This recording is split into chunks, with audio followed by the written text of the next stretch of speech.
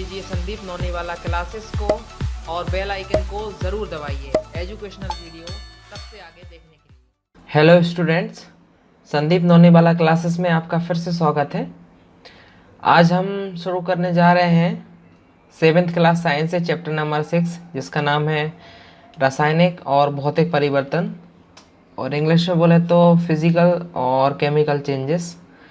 और अगर आपके कुछ जो पुराने डाउट्स हैं, जो पुराने चैप्टर्स के कुछ डाउट हैं, तो आप जाके कमेंट बॉक्स में पूछ सकते हैं। और उसके अलावा आपको स्टडी में और कुछ भी परेशानी आ रही है, तब भी आप चाहें तो जो अपने कमेंट सेक्शन है उसमें जाके पूछ सकते हैं, तो आपकी बिल्कुल प्रॉब्लम सॉल्व की जाएगी। तो चलिए आगे बढ़ते हैं।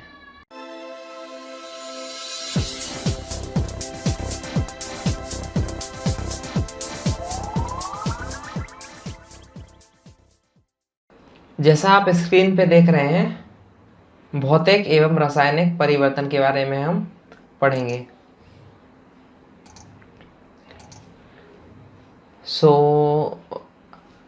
साथ साथ आप बुक्स में भी यदि आप करते जाएंगे तो आपका चैप्टर भी साथ साथ में होता जाएगा। दैनिक जीवन में हमें अपने आसपास बहुत से परिवर्तन दिखाई देते हैं। इन परिवर्तनों में एक या अधिक पदार्थ सम्मिलित हो सकते हैं। उदाहरण के लिए आपकी माताजी आपसे शीतल पेय बनाने के लिए पानी में शक्कर घोलने के लिए कहती हैं, मतलब शक्कर का घोल बोल सकते हैं। तो हम क्या करते हैं, पानी में शक्कर घोलते हैं। शक्कर का विलयन घोलने के लिए कहती हैं। शक्कर का विलयन बनाना एक परिवर्तन है, क्योंकि हम नॉर्मल जो हमारा पानी रहता है उसमें हम जब शक्कर घोल देंगे तो वो शक्कर का विलयन बन जाएगा, क्योंकि उसमें से जो है हमें मीठा स्वाद आने लगेगा। इसी प्रकार दूध से दही जमाना एक अन्य परिवर्तन है। उसके बाद कभी कभी दूध खट्टा हो जाता है। दूध का खट्टा होना भी एक परिवर्तन है। और खींचा हुआ रबड़ बैंड भी किसी परिवर्तन को प्रदर्शित करता है। मतलब छोटी छोटी जो चीज़ें एक पहली स्थिति से दूसरी स्थिति में जा रही हैं, तो उसको हम बोल सकते हैं कि एक ये परिवर्तन में आता है। हम बात कर रहे थे जो परिवर्तन है वो कुछ भी हो सकते हैं, जैसे अलग अलग प्रकार से, या तो उनकी स्टेट चेंज हो रही है या फिर आगे हम पढ़ेंगे। ऐसे 10 परिवर्तनों की सूची बनाइए जिन्हें आप अपने आसपास देखते हैं। मतलब ऐसे बहुत सारे चेंजेस आप देख सकते हैं, उनकी आप सूची बनाइए और अलग अपनी जो है क्रियाकलाप में लिख सकते हैं। इस अध्याय में हम कुछ क्रियाकलाप करके इन परिवर्तनों की प्रकृति का अध्ययन करेंगे। व्यापक रूप से ये परिवर्तन 2 प्रकार के होते हैं, भौतिक और रासायनिक। अब जैसे हमारे आसपास जितने भी चेंजेस हो रहे हैं उनको हम 2 कैटेगरी में डिवाइड करते हैं, या तो भौतिक होते हैं या फिर रासायनिक होते हैं, जिसमें हम भौतिक के बारे में पढ़ेंगे। भौतिक परिवर्तन को फिजिकल चेंजेस भी बोलते हैं इंग्लिश में, और हिंदी में बोलते हैं भौतिक परिवर्तन। साथ साथ यदि आप चाहें तो कुछ अपने नोट्स हैं तो उसमें अंडरलाइन भी इसमें बुक्स में कर सकते हैं, मार्कर अपने साथ रख सकते हैं आप, तो बेटर रहेगा, जिससे आसानी से आप कई बार कुछ आपको जानना है तो उसके बारे में इसे अंडरलाइन कर सकते हैं। अब हम भौतिक परिवर्तन क्या होते हैं तो उनके बारे में अगर हमें पढ़ना है तो हम इस एक्टिविटी को करके देखते हैं। क्रियाकलाप 6.1 में बताया है, कागज के एक टुकड़े को 4 वर्गाकार टुकड़ों में काटिए। जैसे देखो यहाँ पे बताया है, हम कोई सा एक कागज का टुकड़ा लेते हैं, जैसे ये कागज का टुकड़ा हो गया, उसको 4 हम उसमें डिवाइड करेंगे। इन टुकड़ों को फर्श अथवा किसी मेज पर इस प्रकार लगाइए जिससे टुकड़े परस्पर जुड़कर कागज के टुकड़े का मूल आकार ले लें। मतलब इनको फिर हम इसको 1 नंबर, 2 नंबर, 3 नंबर और 4 नंबर दे दिया। हम जब इन सभी को फिर से अलग एक ऐसे जोड़ेंगे तब भी एक पूरा एक कागज का टुकड़ा बन जाएगा। स्पष्ट रूप से आप टुकड़ों को पुनः जोड़कर मूल टुकड़ा नहीं बना सकते, लेकिन क्या कागज के गुण में कोई परिवर्तन आता है। जैसे अब हम देखते हैं कि हमने कागज़ के टुकड़े फाड़ के तो रख दिए, लेकिन हम उसको फिर से जोड़ तो नहीं सकते हैं।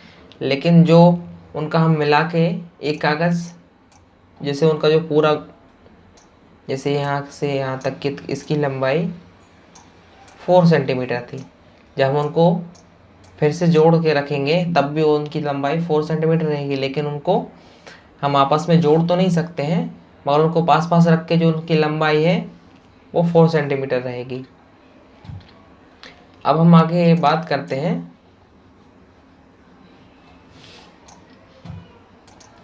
अपनी कक्षा के चाक बोर्ड के आसपास फर्श पर गिरे चाक पाउडर को एकत्र कर लें अथवा चौक के एक छोटे टुकड़े का चूर्ण बना लें। इस पाउडर से थोड़ा जल मिलाकर इसका पेस्ट बना लें। इसे चौक के आकार में बेलकर सूखने दें। क्या आप चौक के चूर्ण से फिर चौक बना सकते हैं? हम एक चाहे तो कर सकते हैं। जो बहुत सारी क्या है, कई टाइम जब होता है, जब नीचे फर्श वगैरह या फिर चौक के आसपास जितनी भी जब साफ़ सफाई नहीं होती है, तो बहुत सारी चौक वहाँ पे जो चौक का पाउडर वो जम जाता है। उसको इकट्ठा करके आप चाहें, क्या आप देखेंगे कि चौक पाउडर बन पा रहा है कि नहीं बन पा रहा है। कई चांस रहते हैं उसमें बहुत सारे जो और दूसरे पदार्थ मिल जाते हैं, तो वो पेस्ट नहीं बन पाता है। अगर अलग से हम बनाना चाहें तो बन जाता है। तो इसमें बताया है कि आप चौक के चूर्ण से फिर से चौक बना सकते हैं, या आप चाहें तो करके देख सकते हैं कि अगर उसमें और भी कुछ मिल जाता है तो फिर हमें परेशानी जाती है। कांच या प्लास्टिक के कटोरे में थोड़ी बर्फ़ लीजिए। कांच या फिर प्लास्टिक का कटोरा ले लेना, उसमें थोड़ी सी बर्फ़ जब आप डालेंगे, बर्फ़ के थोड़े से भाग के पिघलने तक बर्तन को धूप में रखना है। अब आपके पास बर्फ़ और जल का मिश्रण है, तो थोड़ी सी आपको जब बर्फ़ लेंगे उसमें, और जब आप उसको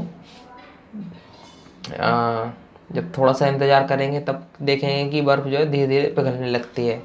बर्फ़ के थोड़े से भाग के पिघलने तक बर्तन को धूप में रखें। अब इसके आपके पास बर्फ़ और जल का मिश्रण होगा। अब कटोरे को हिमकारी मिश्रण और या फिर बर्फ़ और नमक में रख दें। क्या जल फिर से ठोस बन गया है? आपको देखना है कि जैसे आप बर्फ़ को धूप में रखेंगे, उसके बाद फिर जब हल्का सा बर्फ़ पिघलने लगेगा, उसको आप फिर से जो बर्फ़ और नमक का मिक्सचर है उसमें रख देंगे। उसके बाद आप देखते हैं कि क्या फिर से जो है जो आपका जल फिर से मतलब बर्फ़ बनने लगता है या नहीं। उसके बाद आपको देखना है क्रियाकलाप 4 जो बता रहे हैं। एक पात्र में मतलब एक बर्तन आपको लेना है, थोड़ा सा जल लेकर उसे उबालिए। पहले आपको उबाल लेना है, गैस पे आप उबाल सकते हैं नॉर्मली। और ये जो एक्टिविटीज़ है अगर आप टीचर्स के साथ करेंगे तो बेटर रहेगा, क्योंकि बाई चांस यदि ऐसी कोई दिक्कत आती है तो टीचर्स जो है आपके साथ में रह सकते हैं। क्या आपको जल की सतह से भाप निकलती दिखाई देती है? तो हमें क्या है, जो आप अपने बर्तन लिया हुआ है वहाँ पे देखेंगे कि उसमें भाप निकल रही होगी। उसके बाद हमें देखना है कि उबलते हुए जल से कुछ दूरी पर भाप के ऊपर किसी बर्तन को उल्टा करके रखिए। बर्तन की भीतरी सतह को देखिए। क्या आपको वहाँ जल की कोई बूंद दिखाई देती है? मतलब जैसे हमें देखना है कि बर्तन को हम कुछ बर्तन को ऊपर ढकते हैं तो उसमें हल्की हल्की बूंदें रह जाती हैं। हमें देखना है कि ज्वारा पर कार्य करते समय सावधानी बरतना है। मतलब जब भी आप जो फायर का काम कर रहे हैं तो उसके लिए आपको बहुत ही सावधानी से काम करना है कि आपको जो है आग से दूर रहना है। आपको जब भी आप कभी फायर वाला काम कर रहे हैं तो आपको बहुत सारी सावधानी रखना है, क्योंकि इससे आपको नुकसान हो सकता है। आगे हम पढ़ते हैं। उपयोग की जा चुके लोहे की आरी के ब्लेड को चिमटे से पकड़िए और ब्लेड के मुक्त सिरे के अगले भाग को गैस स्टोव की ज्वाला पर रखिए। कुछ मिनट तक प्रतीक्षा कीजिए। क्या ब्लेड के अग्रभाग के रंग में कोई परिवर्तन होता है? ब्लेड को ज्वाला से हटाइए और कुछ समय बाद अग्रभाग को पुनः देखिए। इसके बाद पहले वाला रंग वापस आ जाता है क्या? जैसे इसमें बताया है कि हम क्या करते हैं, जो ब्लेड है, ब्लेड के आगे वाले हिस्से को हम उसमें गर्म करते हैं आग में, उसके बाद फिर देखते हैं कि उसका कलर चेंजेस होने लगता है। उसके बाद जब हम उसको ठंडा करते हैं तो उसका कलर पहले से चेंज हो जाता है। तो इसे बताया है कि क्रियाकलाप 6.1 और 6.2 में आपने देखा कि कागज तथा चौक के माप साइज में परिवर्तन हो जाती है। तो क्रियाकलाप 6.3 और 6.4 में जल की अवस्था परिवर्तित हो जाती है। जैसे हमने उसमें देखा कि जो हमारा बर्फ था वो पिघलने लगा था, मतलब बर्फ से पानी बनने लगा था। बर्फ था ठोस और हमारा जल है लिक्विड स्टेट, तो उसकी जो अवस्था थी वो चेंज होने लगी थी, ठोस से द्रव और उसके बाद गैस से द्रव। और क्रियाकलाप 6.5 में आरी के ब्लेड का रंग गर्म करने पर परिवर्तित हो जाता है। पदार्थ के आकार अमाप और रंग और अवस्था जैसे गुण उसे भौतिक गुण कहते हैं। मतलब जैसे उनका, जैसे किसी चीज़ का दिखना,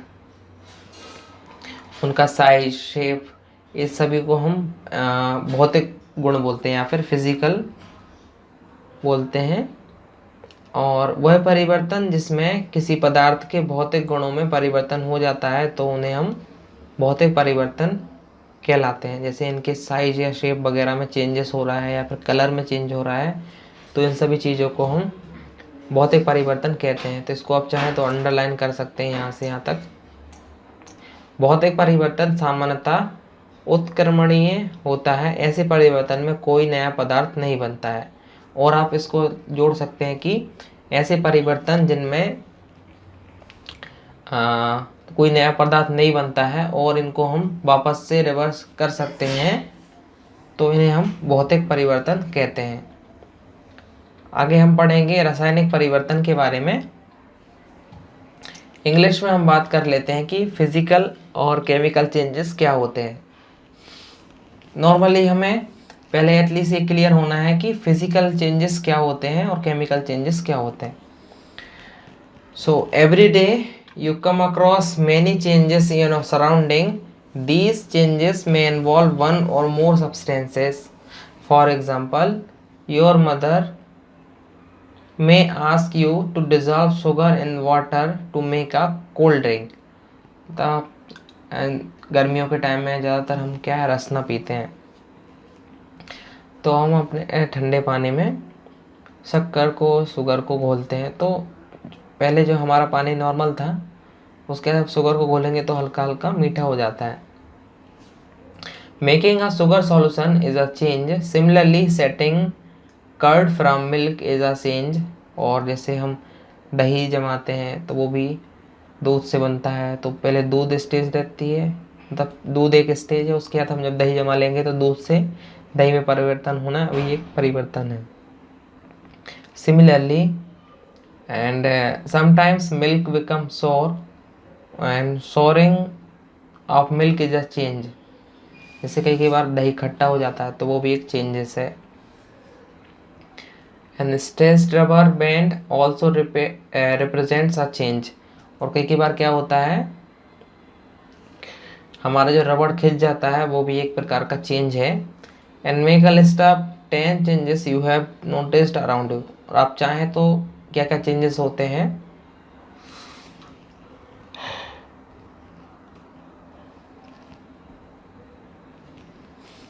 आपके आसपास कितने चेंजेस होते हैं उनकी लिस्ट भी आप चाहें तो बना सकते हैं।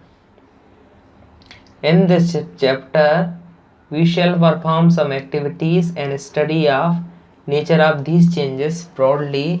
These changes are of two kinds, physical changes and chemical changes. Normally ये दो प्रकार के चेंजेस होते हैं, इन्हें हम बोलते हैं फिजिकल चेंजेस या फिर केमिकल चेंजेस, जिसमें हम बात करेंगे पेपर पीस की।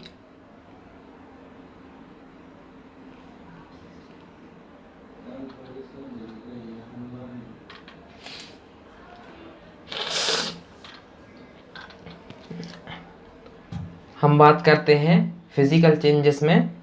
Cut a piece of paper in 4 square piece, cut each square pieces further into 4 square piece. मतलब पहले हमें एक पेपर ले लेना है, उसको हम जैसे 4 पीस में कन्वर्ट करेंगे, उसके बाद फिर जो बाकी 4 को उसको भी 4 में कन्वर्ट कर देंगे। थोड़ा सा थिकनेस बढ़ा लेते हैं। उसके बाद lay this piece on the floor or table so that the pieces acquire the shape of the original piece of paper। उसके बाद ऐसे हम इन सभी को एक जगह बिछा लेंगे एक टेबल पे। उसके बाद फिर इन सभी को एक साथ जोड़ के रखते हैं, देखते हैं कि क्या सही में वो शेप आ रहा है या नहीं आ रहा है। Obviously you cannot join the piece back to the make the original piece but in there a change in the property of the paper। मतलब हमने जो पहले पूरा पेपर था उसको हमने टुकड़ों में कर दिया, मतलब उसकी हमने पूरे पेपर से उसको टुकड़ों में परिवर्तन कर दिया, मतलब एक चेंजेस हुआ। आगे हम बात करते हैं 6.2 एक्टिविटी में। Collect the chalk dust lying on the floor near the chalk board in your classroom और crush a small piece of chalk into dust and a little water to the dust to make a paste. मतलब आसपास की आप चौक भी जो है dust powder है उसको आप इकट्ठा कर सकते हैं, उसका पेस्ट बना सकते हैं, या फिर पहले जो चौक है उसको आप बिल्कुल पीस के उसका पेस्ट बना सकते हैं। तो बाद में आप क्या फिर से उसको शेप में ला सकते हैं या नहीं ला सकते हैं ऐसा।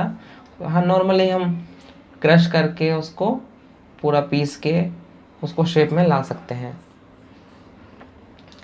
आगे हम बात करते हैं take some ice in the glass और प्लास्टिक टम्बलर। मतलब कुछ गिलास में जो कांच के या फिर किसी में आप बर्तन में छोटे से बर्तन में ले सकते हैं, उसमें आपको आइस या बर्फ रख लेना है। Melt a small portion of ice by placing the tumbler in the sun. और आप चाहें तो कुछ थोड़ी देर धूप में रखेंगे, जैसे हम धूप में रखेंगे तो टेम्परेचर बढ़ेगा, और टेम्परेचर बढ़ेगा तो हमारा बर्फ़ जो है धीरे धीरे पिघलना शुरू हो जाएगा।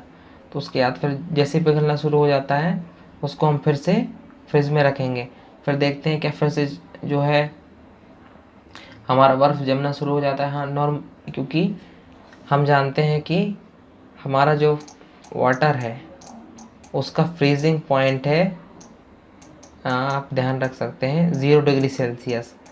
और हम जानते हैं कि जो हमारा फ्रीज़र है वहाँ पे 0 से 8 के बीच डिग्री सेल्सियस में टेम्परेचर रहता है, तो हमारा जो बर्फ़ है जमने लगता है। एंड आगे हम बात करते हैं 6.4 एक्टिविटी में। Boil some water in a container and do you see the steam rising from surface of the water? Hold an inverted pan by its handle over the steam at the some distance from the boiling water and observe the inner surface of the pan। मतलब आपको क्या करना है, कुछ बर्तन ले लेना है, उसमें जब आप पानी को उबालेंगे कुछ देर बाद आप जब देखेंगे कि एक बर्तन जब आप उसके ऊपर मतलब पतला सा प्लेट को ढकेंगे, प्लेट में देखेंगे थोड़ी देर बाद कि छोटे छोटे ऐसे बबल्स ऐसे जमे हुए रहते हैं।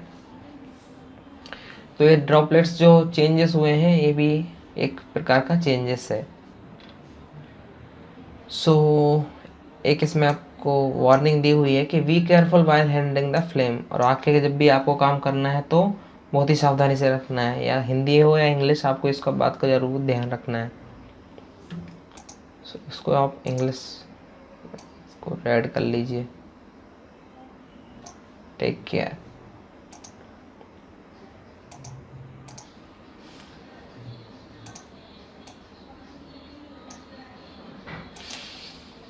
Hold a used hacksaw blade with a pair of tongs. Keep the tip of the free end of the blade on the gas stove. Wait for a few minutes। तब आप गैस स्टोव पे जो blade है उसको रख लेना है। Wait for a few minutes and does the color of the tip of the blade changes? Remove the blade from the flame. Observe the tip once again after some time। मतलब पहले आपको आग में ब्लेड को रखना है, उसके बाद आप उसको कलर को चेंजेस देखेंगे, उसके बाद उसको फिर से ठंडा करना है। जब आप देखेंगे तो उसका कलर में चेंजेस आएगा। And does it get back its original colour? In activity 6.1 and 6.2 above, you saw the paper and the piece of chalk underwent changes in size.